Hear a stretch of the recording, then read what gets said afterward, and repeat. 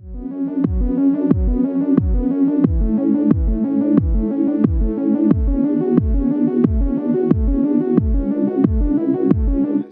have a speaker here, Mr. Reynaldo Gonzalez.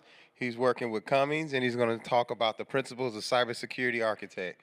Mr. Reynaldo has over 18 years of experience in networking and cybersecurity. He has worked with various organizations and now focuses on enterprise and OT and IoT security at Cummings, while also contributing to community cybersecurity events. So everybody give him a round of applause. The floor is yours, sir. Thank you. I appreciate it. It's on.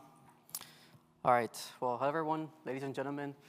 Thanks for joining us today. So I know this is the last topic, so hopefully it won't be too bad to keep everyone from a happy hour, but let's try to make it a bit interesting. The topic is really around the strategic mindset or the perspective of a cybersecurity architect and kind of what that means and how we engage in that type of role. So a little bit about me. Been in the industry for really over 18 years.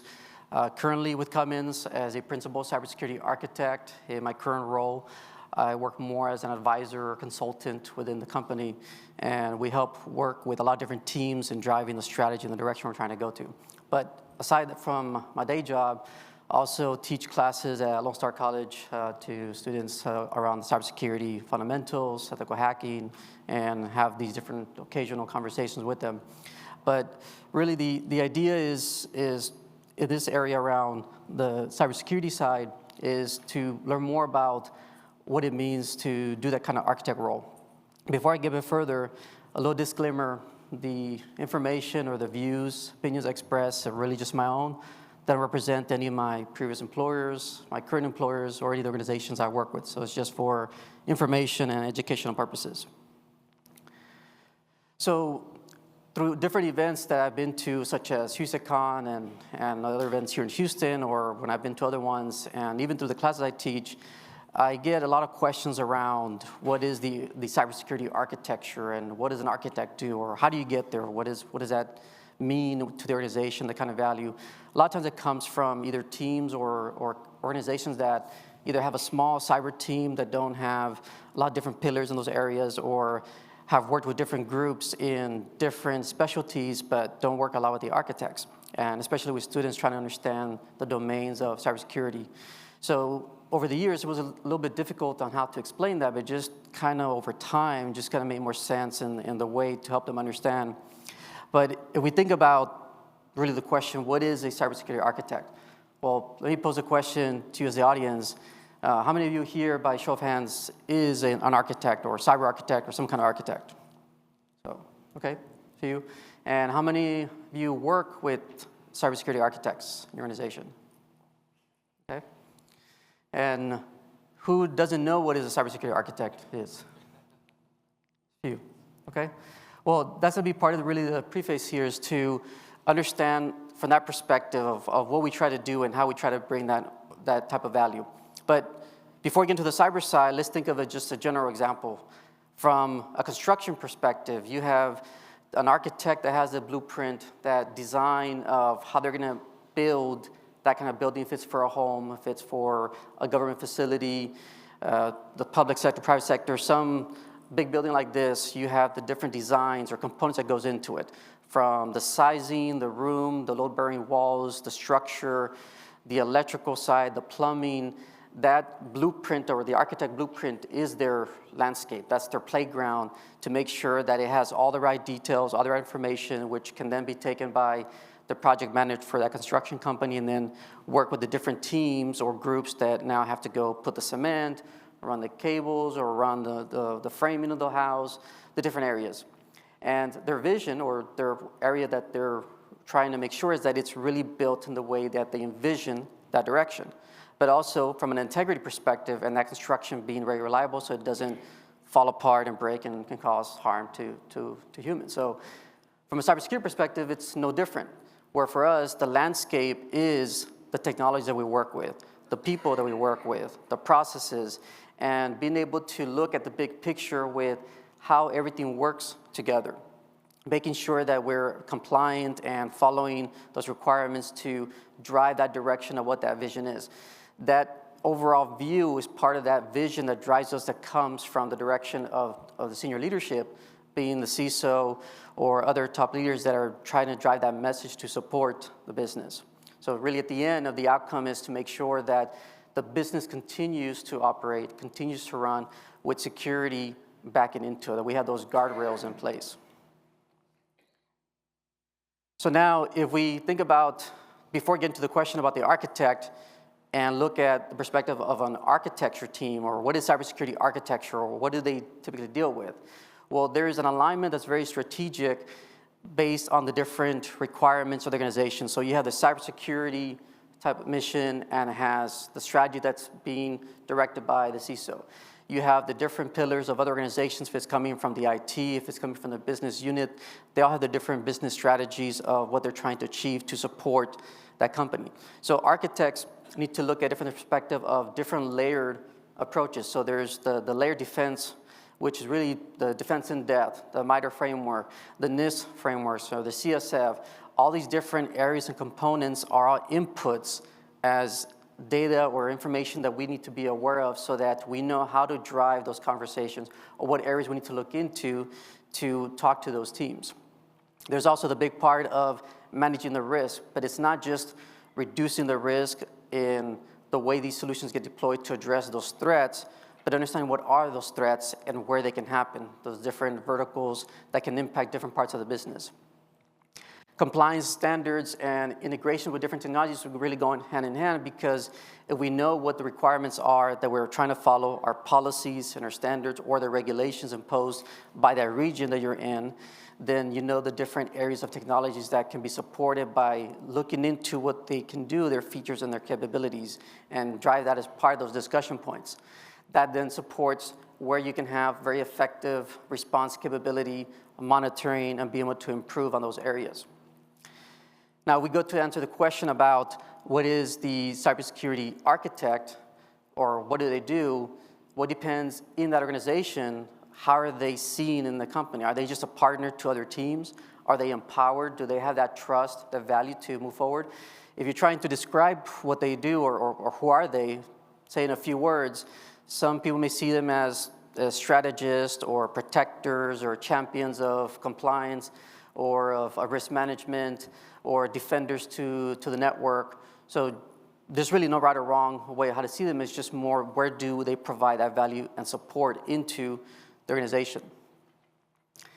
But now, talking from a roles perspective, how many have we, whether in your current role, before you got to that one, or maybe on the next one that you're looking into, how many of you have gone to like a Google search and looked to see, what are the different roles and responsibilities that a cyber architect has, or a SOC analyst, or a director of some technology focus, or senior manager in a particular role?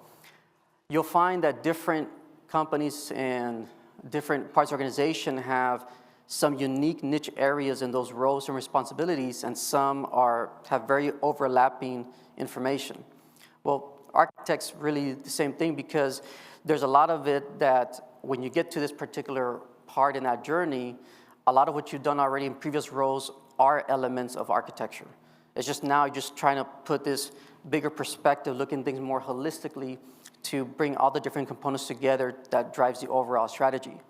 So whether you're doing secure designs or implementation, strategy, planning, if you're trying to improve the security posture, whether you're making changes to the environment that's addressing threats or reducing risk, working with compliance, being able to work with teams to improve on how they can monitor and improve on the way they look at the metrics or the threats that are coming in.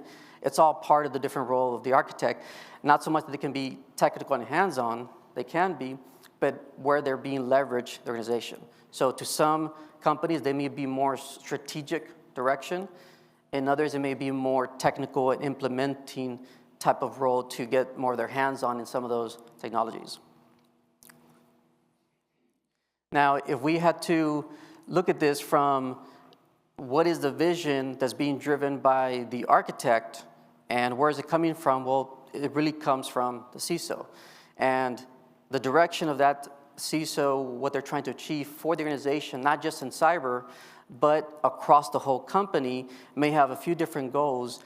and is taking those goals, checking to see what it is that they're driving at, and aligning that to the business. The businesses also have their strategies and their goals, but supporting them with those security guardrails. So we look at these different roles and capabilities of different pillars. They can summarize really to these 5 that are right here. And being proactive.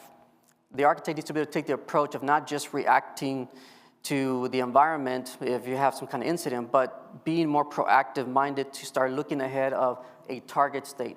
What direction do you want to head into based on emerging threats? How do we need to adapt our environment on either existing standards that we have or new regulations that are being brought out by, if it's the US government or if it's any other country across Europe or South America or India or any other location, is adapting to that environment. The other part is to be able to scale and adapt. When we look at certain technologies, a lot of times we get into the specifics of those particular tech areas, but are we looking at the bigger picture of how they work together? So being able to scale and grow to get to that target state environment. Being able to foster that culture of security, because it's no longer just shifting left. When we talk about security, we hear that a lot in the SDLC lifecycle to improve the secure coding practices, but it's also end-to-end. Shifting left, shifting right, being in the middle, security is everyone's responsibility. It's a shared responsibility. So the architect with these conversations and strategizing with senior leaders to help drive that message and how we think about security in different aspects of the projects and the processes that are involved. Now, looking at it from a team dynamics perspective, where do we integrate or how do we get involved with the different teams? Architects serve as part of that bridge, as that area to help work with different teams, provided that they're given that value and that empowerment. If the leadership doesn't empower them to help drive those conversations and they're not reaching out to the different businesses, then there's going to be different gaps in the way the strategy or the security is driving to support those businesses. So the architects may need to, actually do need to interface a lot with the IT side of the organization, with the different business leaders, the compliance, the legal side, the finance, other senior leaders to have those discussions, see where is your pain points, what challenges are you trying to address, what problems are you trying to solve, what are the use cases that you have for your particular team and how you're trying to support your goals or develop a product or a service that is supporting other business units within the organization. So they're involved in many different aspects of the company to really look at that big picture, the holistic view. From a reporting structure, where does it make more sense to have the architects? They can be directly under the CISO, or they can be under another business leader, if it's a CIO or CTO, or even another leader within the cyber organization. They provide value in either way, but where they can have a very effective approach is under the CISO because they have that direct communication. They're into the core discussions and strategies of where their direction is going, coming from the organization, that gives them that flexibility and the visibility, the empowerment to work with those leaders.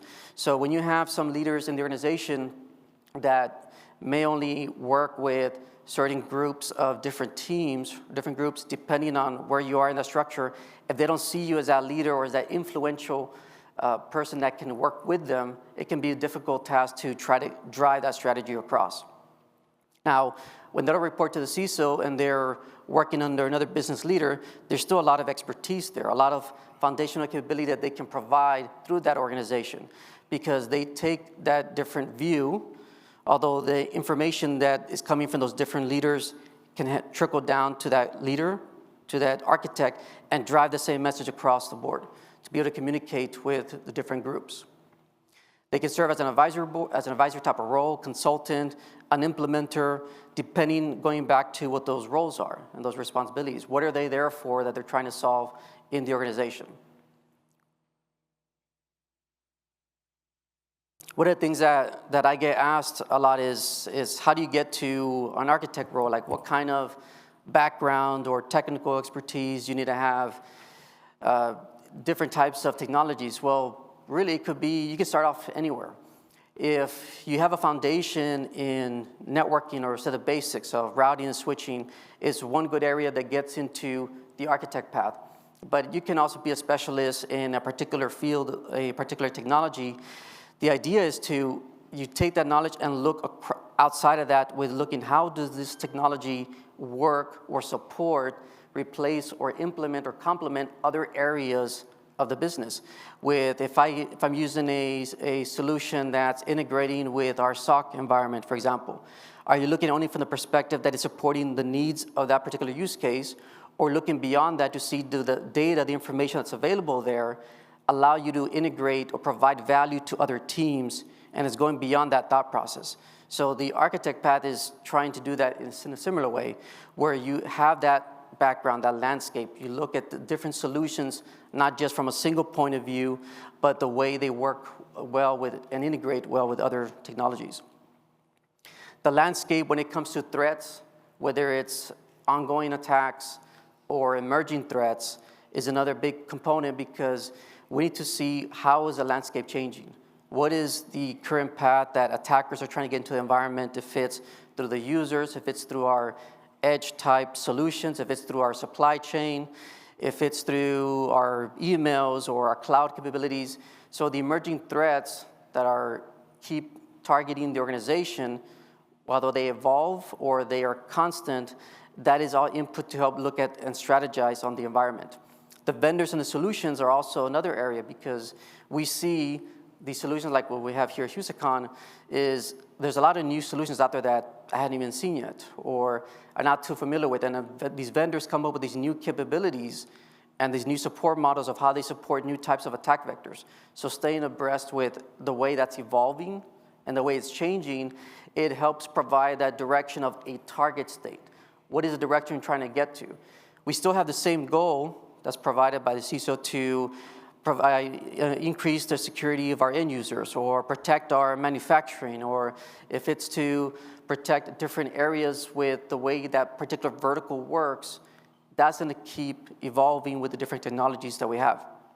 But besides the technical side is being able to understand the regulatory side, the compliance and the standards. As an architect, it's not just about talking the direction of the technologies and which area fits into which particular group, but that needs to be backed by what policies or standards do we leverage that is part of the backbone to drive those requirements. So if there's a business that's trying to bring in a solution or trying to do something different, new into the environment, then they need to try to follow certain security practices.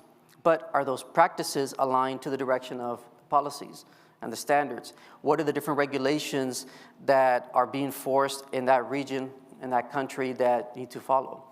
If the organization or the company is a global type company, it's not just about the laws from one country. Now you got to look at the laws from different countries because there's rules that come into play with the way some data can be handled and transferred from one region to the other.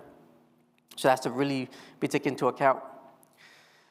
When it comes to audits and the reports, especially when you deal with external audits, that's another very key area because those audits can reveal information that wasn't captured through internal discussions, or even vice versa through internal audits. But that's input that serves into the architect. So being involved in the audit process or in the reports is a way to get insight with what other steps are we missing? Are there any gaps that should have been addressed as part of the target state that we want to get to? When we think about a focus areas, where do we spend a lot of time in? This may depend also on the organization and the particular roles or the responsibility, but it really falls into two parts, the soft skills and the hard skills. The hard skills really on the technology side is understanding the way these solutions work, the way they work together. But on the soft skills, it's a lot about relationship building that trust, reaching out to the different teams and understanding what areas they support, what is their responsibility and their focus to ensure that what they're trying to drive towards has an end goal of what the services or products they're offering. You take that and look at, well, how does security fit in? Are you getting what you need out of security? Do you have pinpoints against security?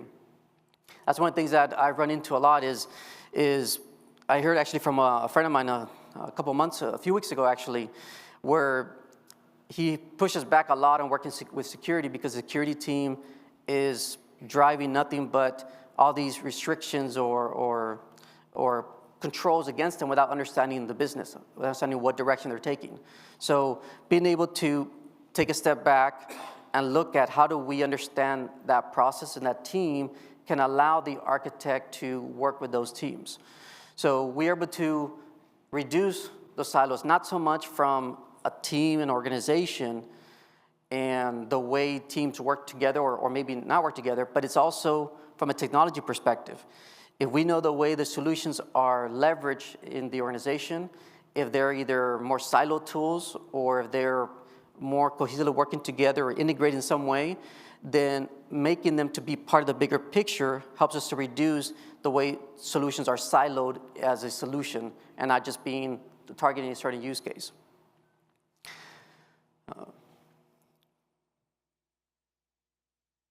So the architect plays a very big role in supporting the governance side and the risk management. Because the key is that they're maybe working with them to develop some of the policies, maybe some of the standards, or they're supporting the direction of what they put, but really understanding what it is that those policies call out. And that always serves as input to drive those conversations to those teams to tell them, these are the security requirements we need to have for these reasons.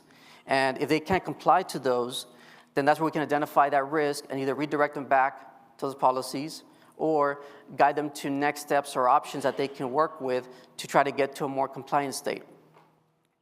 But reducing that risk is part of that discussion. So when we have those conversations and we can identify those areas that they're lacking in and why that could cause a risk to the organization and identify those potential threats, then and they're able to take action from those discussions, that's supporting the overall goals from the CISO's trying to provide. So they're trying to protect the organization, protect the data, protect the users, the customers, and it allows the business to be more agile to have security supporting them with those guardrails. Overall, it helps navigate, the architects are able to navigate those complex environments or those discussions that lead into very difficult areas of compliance and standards to work with those teams so that if we can address these controls, or at least in compensating ways, then we can be able to support the broader mission of the organization or the company to be compliant with the direction that the different businesses are taking.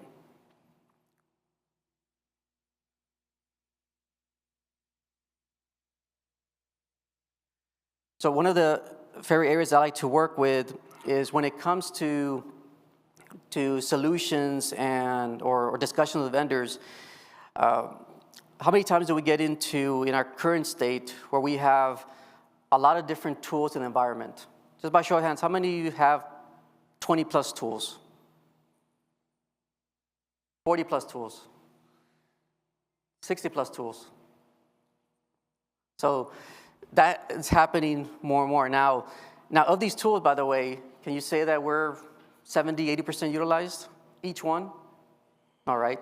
So as part of that role in the architecture, or the architect, we need to think about how do we evaluate these solutions? What is it that we're gaining out of these technologies that come into the environment? Because every team has different needs, and different groups of the business have different needs of these different tools. So if the architect is not involved in those discussions and reviewing or evaluating why are we using these tools, then we get into this big portfolio of technologies coming into the environment. How do we address that is bring them in to have those conversations, look at it holistically. If there's a team that's bringing a solution to solve a particular challenge they have or they want to solve from information of metrics, or let's say if it's a security tool or if it's not a security tool. But the architect having a holistic view of all the different groups with the different solutions in cyber and outside of cyber that are in use, we can look at it from the view of the features and capabilities. What is it that you want to use out of it? And of those, can they serve a purpose or value to other teams? If there are certain metrics and output that you want to get out of that, how can we leverage that so that it doesn't just become a solution that is 30, 40% utilized? So we start looking now, having this kind of rationalization of these tools to start looking where's the overlaps that we have and where are the gaps. Now, when there's a lot of overlap, that's where we got to dive further into to see, well, is it because that's part of the native offering of the solutions? Is it add-ons that we've purchased and we're just not really using them, or we thought we were going to use them? And those overlaps, where do you draw the distinction? How do we tie that to some frameworks? Sometimes we got to leverage some frameworks to look at where do they have those components that are very similar, and it's diving into the features and those capabilities. When I have the conversations with some vendors, I'm always asking, what does your architecture look like? Well, like, what am I deploying? Is it an agent? Is it a hardware component? Is it something in the cloud, on-prem? So what is the architecture and how does it scale? Because I need to see where do you fit in the landscape. If our landscape, if we picture landscape as, say, categories, we have endpoint security, we have cloud security, we have maybe network security, and all these different areas. Well, where do you sit? Where are you in that space? Because I already have an idea of other solutions that we're using that fall in those different categories. So if you're in a category that's already in an area where we have solutions, then I want to know, okay, so does what you offer in these features or these capabilities, one, how can they be effective in what I need? And how can I leverage that with other teams? But if you're telling me that you have a niche or certain area that you address, but under the hood, it's really the same thing as the other tools, well, then what's really different about it is part of that kind of conversation. So I try to understand, are you the type of solution that is replacing something we have, or are you complementing something that we have, where we're enriching the data, enriching the information? So diving into those conversations to really assess and see that big picture. So if we bring you in, whether it's not something that whether we own or don't own it in our team, but it's something owned by another team, making sure that it's not just another shelfware. So being that kind of proactive approach to have those conversations and address that. So there's a lot of discussion around the architecture side, how it scales, the features and capabilities. And the other one, which I kind of mentioned, is the integrations.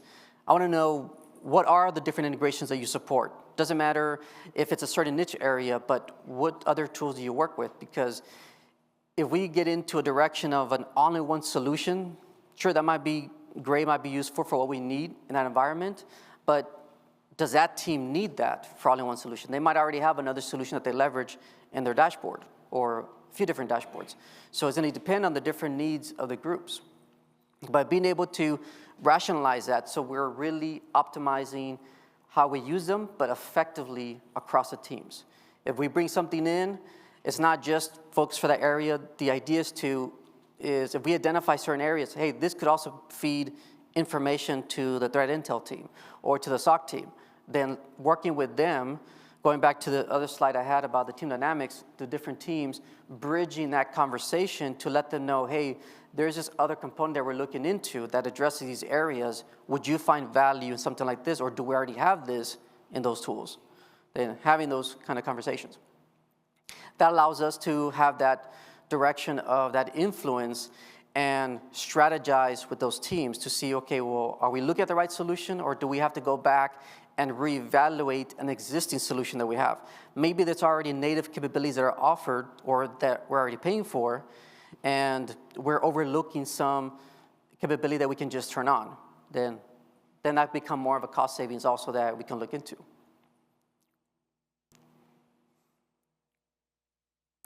A challenge that is seen quite often is being able to balance the requirements of security with the business need. Kind of mentioned this a little bit earlier, but this is one I hear a lot, especially in the OT space, is in the OT world, they're trying to keep the lights running, keep operations running, continue making money, which is understandable. There's a lot of legacy environment, a lot of old systems, and there's a lot of security need that we need to have in place, but some security that we're trying to leverage doesn't always work for the OT in the way we want it to work for that direction. So we got to work with the business to understand their pain points and their challenges. So trying to balance that from either requirements around encryption, requirements around access controls, remote access, or even third parties that connect or bring in their own devices is something that we have to look at. One of the things I run into from some of these discussions is there's a third party that wants to bring in their own controller or their own system that needs to be able to interface with some components inside the environment. But when we get those reviews from the architect perspective, all we get is it's internal, it's not talking to anywhere, and it's isolated. But diving into it, you find out that it's actually talking to an internal resource. So it's not really isolated or air-gapped. So having to have this conversation to get them to understand it's really more segmented than really air-gapped or segment or isolated.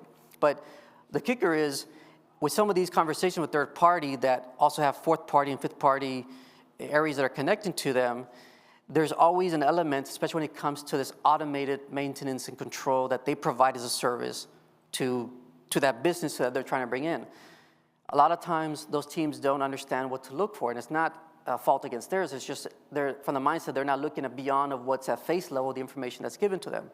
But digging into it comes out that we find out that this automated maintenance really means that from that OT control perspective is really an outbound, let's say 443 connection, but they're establishing a reverse tunnel back into the environment without authorization and without approval.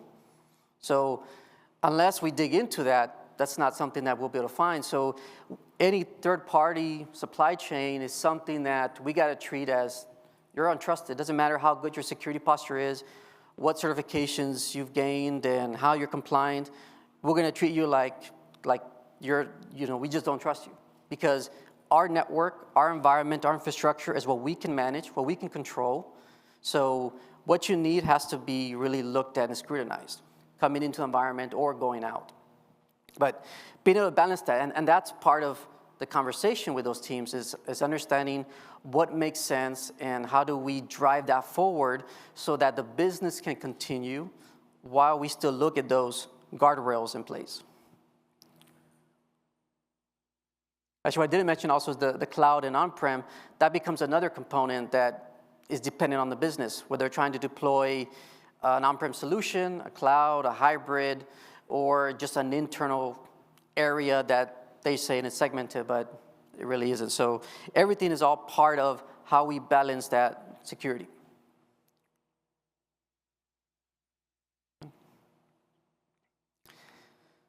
So in the architect role, depending on where you are in the organization, it's very important that we try to have that clear message. If there's a strategy we're trying to aim for, whether it's something driven by the CISO or even our own strategy. So while we work through different groups and teams to help drive a certain need in the business, we may see potential opportunities of areas that are missed. Let's say in some vertical in a critical infrastructure, you have an EDR type solution that is meeting the needs of protecting our endpoints and our assets across the organization. But there's a small gap, a small area where it doesn't support maybe legacy Windows environments, let's say XP or Windows 2000. That solution works really well, but it just doesn't support those older versions. So if there's an opportunity that is identified by the architect, they may define a strategy and propose that to the leadership. But to make that a successful outcome, it's very important that we try to have that clear message of why is it important, what values it bringing to the different teams, because the top leadership cares about why is this important to them, or why is it important to us, and what value is it bringing to the organization or to their business, and what actions, third one I would say really, what actions can we take to be successful, not just for them, but for us to drive that strategy forward. So we got to be able to create these relatable scenarios and paint that picture to tell that story with those top leaders. This is why we need to take action. There's these current metrics that are affecting that particular business. Here's an example of a particular attack or some breach or an incident that occurred based on these lack of controls or these areas that were missed. And through this audit that we addressed last year, or our findings from the way we need to take action that wasn't done before, or what our policy is saying that we should be doing and we're not doing, is the action that we need to be taking. So it's important that we try to have that communication and get that stakeholder buy-in. Building that trust across the leadership, if we do that early on, and then start reaching out to have those discussions helps really makes a process to be more streamlined or more efficient, because now you have those relationships. You've built the rapport, you've built those connections, and you're able to work with them to drive forward action and next steps. So if there's some tips and recommendations on what would be things that are do's and don'ts that we should think about. If you're already a cybersecurity architect, it's important that we try to build those relationships, foster collaboration, and be a partner to other teams rather than being someone that's trying to impede their work. But we gotta be careful that we don't get comfortable in our role and miss some opportunities, that we get too complacent. So it's very important that in the role, and this is nothing new that we already know, but being able to have that communication and work with those teams within cyber and outside of cyber. If you're in a role where you're trying to become a cybersecurity architect, there's a lot of ways we can get there to be ready and how we try to get into that next role, besides looking to the roles and responsibilities, but really have a sense of the business. Understand the different functions of the organizations. What do they do? What do they specialize in? You reach out to the different groups, the directors, the leaders, the VPs, and ask them, hey, tell me about your organization. What are you responsible for? And when you talk to them, going further, say, who can I talk to really learn more about the business in this particular area? Because you're gaining insight into those products and services that then you can take back as a holistic view to the overall structure of cybersecurity, of the landscape, and where you're trying to get to a target state. So when you have a strategy in one particular area or multiple sub-strategies, you already have context of what they're aiming for and how you can already start protecting and serving that area. But we gotta be careful also that we don't ignore events that are happening that target that space. Current threats, emerging threats, so the news information, that's something that we know a lot of us, we try to keep up, but there's also so much happening that we may miss some events. So just being careful that we don't miss some of that. If you have a cybersecurity architect in your team, how do you work with them? Well, leverage them in ways that they can provide that value. So use it because they have a lot of exposure and expertise or insight into the environment. They're probably one of the few people in the organization that are seeing a lot of different things that are happening, whereas in some teams you're maybe more focused on particular areas of a technology pillar or a business that you don't get insight into the other things that are happening. The architects have a lot of connection or a way to bridge that information. So use them in ways that you understand what they do, understand how they can support the team or provide the value.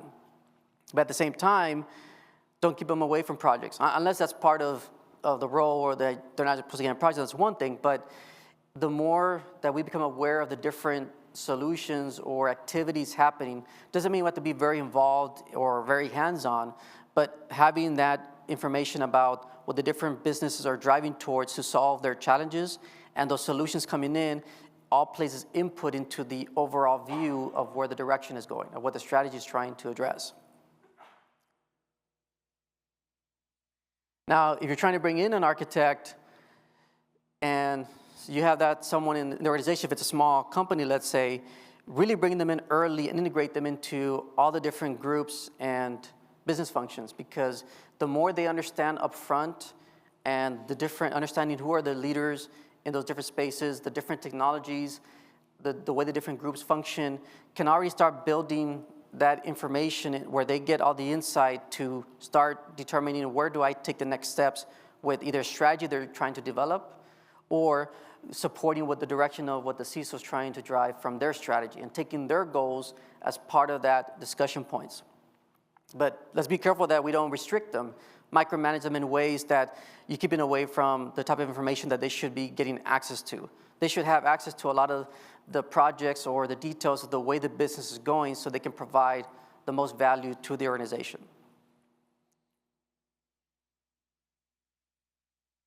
Now, there is really one main key takeaway here is the architects provide a lot of great value to help build that trust. They have that background to support the governance and the compliance side.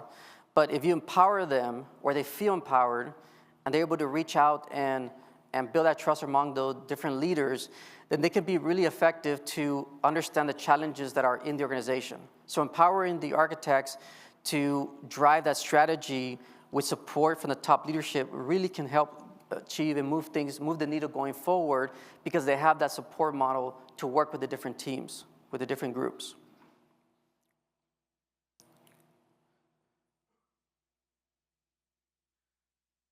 So just a couple of resources on cybersecurity architecture. Recommend these two books. They're, oops. All right, can you guys go back really quick? These two books are really good resources. One just came out, the top one, Cybersecurity Architect's Handbook by Lester. By the way, I get nothing from this. It's just sharing my personal experience. But they're great resources if you're trying to understand the role of the architect and the kind of work or effort you do, whether it's technical or strategic. They provide a lot of good insight. And aside from that, the different standards around the TOGAF, COBIT, and SAP, so really good information to understand more about the architecture side and the controls and that area. All right. Thank you. So open to questions.